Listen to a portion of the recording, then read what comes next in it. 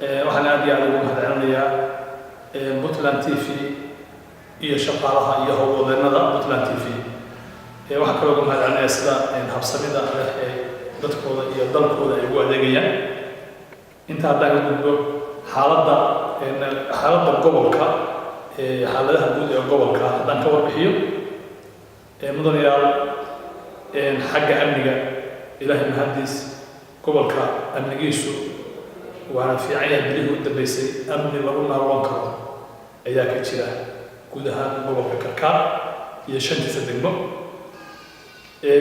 hase yeeshee xaaladda abaarta saan la wada socono waxaa ka jirta arrimo baahsan oo abaareed. arrintaas oo dadaal badanna loo galay dowladda Puntland iyo shacabweynaheeda guddiga gurmadka abaaraha Puntland dhammaan wax badan baa laga qabtay. hase yeeshee hawlihii weli waa taagan yihiin. mushkiladda ugu weyn waxaa weeye 3 sano gobolka Karkaar intiisa badan roob kama di'in.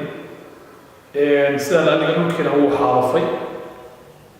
xoolihiina biyo la'aan iyo baad la'aan bay la ilaanayaan. wax ilaaha laga mangabaweeye. aad waxaan ugu mahadcelinayaa dowladda Puntland oo isku qaatay guddiga gurmadka abaaraha Puntland oo culimada hogaaminaysay. hadda dadka biyaha la gaarsiiyey 5 casho ka bacdi ama 7 asbuuc ka bacdi baahidii waa taagan tahay. baahi biyo iyo baahi cunto oo dadka intaba waa taagan yahay. marka waxaan rabnaa arrintaas in mar walba loo socdo loona feejignaado maanka mar walba loo hayo inay baahidii mar walba taagan tahay.